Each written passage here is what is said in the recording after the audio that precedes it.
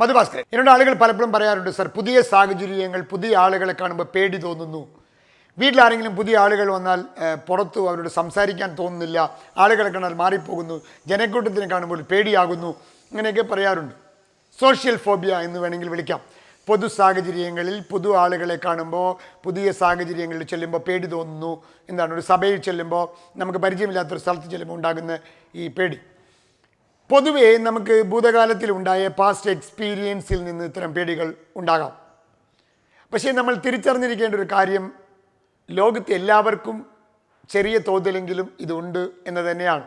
ഒരു പുതിയ സാഹചര്യം, വ്യത്യസ്തമായ സാഹചര്യത്തിൽ ആദ്യമായി പോകുമ്പോൾ എനിക്കും ചെറുതായി ഇത് അനുഭവപ്പെടാറുണ്ട്. ലോകത്ത് എല്ലാവർക്കും ഇതുണ്ട് എന്ന് അംഗീകരിക്കുക. പക്ഷേ അത് നമ്മുടെ നിത്യജീവിതത്തിനെ ബാധിക്കുന്നുണ്ടെങ്കിൽ, നമ്മുടെ ജീവിതത്തിൻ്റെ സുഗമമായ പോക്കിനെ തടസ്സമാകുന്നുണ്ടെങ്കിൽ നമ്മളതിനെ പരിഹരിച്ചേ പറ്റൂ എന്നതാണ്. പിന്നെ പുതിയ ആളുകളെ കാണുമ്പോൾ ആളുകളെല്ലാം നമ്മളെ ശ്രദ്ധിക്കുകയാണ് എന്ന തോന്നൽ യഥാർത്ഥത്തിൽ തെറ്റാണ്. നമ്മളെ എല്ലാവർക്കും ശ്രദ്ധിക്കാനുള്ള സമയമൊന്നുമില്ല കേട്ടോ. നമ്മളൊരു ഗ്രൂപ്പ് ഫോട്ടോ എടുത്താൽ അതിലാദ്യം നമ്മളെയാണ് കാണുക. അതിൻ്റെ അർത്ഥം നമ്മളെക്കുറിച്ചാണ് നമ്മൾ കൂടുതൽ കൺസേൺ. നമ്മളെക്കുറിച്ച് നാട്ടുകാർക്ക് വലിയ കൺസേൺ ഒന്നും ഉണ്ടാവാൻ സാധ്യതയില്ല. അതുകൊണ്ട് എല്ലാവരും എന്നെ ശ്രദ്ധിക്കുകയാണ് എന്നൊക്കെ ചിന്തകൾ വരുമ്പോഴാണ് ഇത്തരം പേടികളൊക്കെ നമുക്ക് ജീവിതത്തിൽ വരുന്നത്.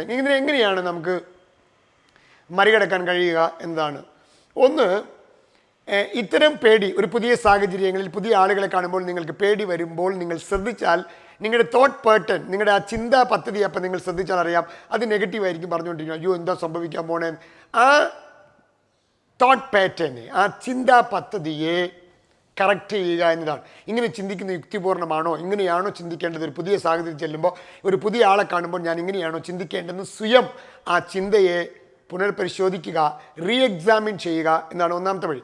രണ്ടാമത്തെ വഴി, ഡീപ്പായിട്ടൊരു ബ്രീത്ത് ചെയ്യുക. അങ്ങനെ ഒരു പേടി വരുന്ന സമയത്ത് ഡീപ്പായിട്ടൊരു ബ്രീത്ത് ചെയ്യുക.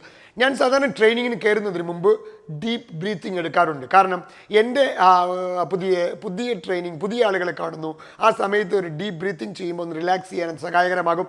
സോ ഡീപ്പ് ബ്രീത്തിങ് നല്ലതാണ് അത്തരം സോഷ്യൽ ഫോബിയനെ ഓവർകം ചെയ്യാൻ. 3, പ്രോഗ്രസീവ് എക്സ്പോഷർ എന്ന് പറയാറുണ്ട്. പ്രോഗ്രസീവ് എക്സ്പോഷർ എന്ന് പറഞ്ഞാൽ എന്തിനോടാണോ നമുക്ക് ഇത്തരം സാഹചര്യങ്ങളോട് പേടിയുള്ള അതുമായി മെല്ലെ മെല്ലെ മെല്ലെ പൊരുത്തപ്പെടുക എന്നതാണ്. ഉദാഹരണം നമുക്ക് ചെയ്യാവുന്ന ഒരു 3 കാര്യങ്ങൾ സിമ്പിളായി പറയാം.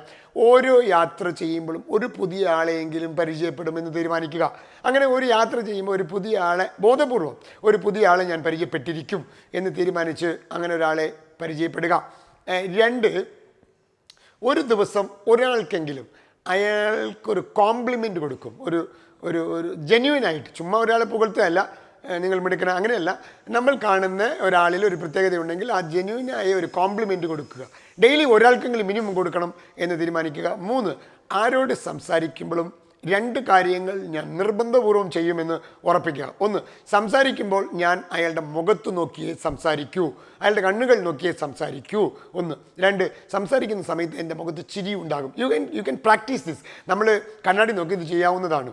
ഞാൻ ട്രെയിനിങ്ങിനൊക്കെ പോകുന്നതിന് മുമ്പ് തുടക്കകാലത്ത് ഒരുപാട് പ്രാക്ടീസ് ചെയ്തിട്ടുണ്ട് ഇതുപോലെ കണ്ണാടികൾ നോക്കി. അപ്പോൾ അതുകൊണ്ട് ഐ കോണ്ടാക്റ്റ് ഞാൻ നിലനിർത്തും. 2, ഞാൻ മുഖത്ത് നോക്കി ചിരിക്കും. ഇത് പ്രാക്ടീസ് ചെയ്യുക.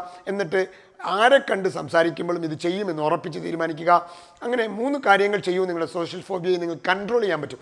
1, നിങ്ങളുടെ ആ തിങ്കിങ്, ആ സമയത്ത് നടക്കുന്ന തോട്ടിനെ ഒന്ന് കറക്റ്റ് ചെയ്യാൻ ശ്രമിക്കുക. 2, ഡീപ്പ് ബ്രീത്തിങ് നടത്തുക. 3, പ്രോഗ്രസീവായ എക്സ്പോഷർ, മെല്ലെ മെല്ലെ സാഹചര്യവുമായി പുതിയ സാഹചര്യങ്ങളെ എങ്ങനെ അപ്രോച്ച് ചെയ്യണമെന്ന് പഠിക്കുക. ഡെയിലി ഒരു യാത്രയിൽ ഒരാളെയെങ്കിലും പരിചയപ്പെടുക. 2, ഒരാൾക്ക് ഒരു ദിവസം ഒരാൾക്കെങ്കിലും ഒരു കോംപ്ലിമെൻറ്റ്, ഒരു നന്നായിട്ടുണ്ട് കേട്ടോ, നിങ്ങളുടെ പെർഫോമൻസ് കൊള്ളാം കേട്ടോ, ടുഡേ യു ഡിഡ് വെൽ എന്ന് പറഞ്ഞൊരു കോംപ്ലിമെൻറ്റ് എടുക്കുക. 3, ആരോട് സംസാരിക്കുകയും ഐ കോണ്ടാക്റ്റ് നിലനിർത്തുമെന്നും ചിരിക്കുമെന്നും പ്രതിജ്ഞയെടുക്കുക. ഈ 3 കാര്യങ്ങൾ ചെയ്യുക.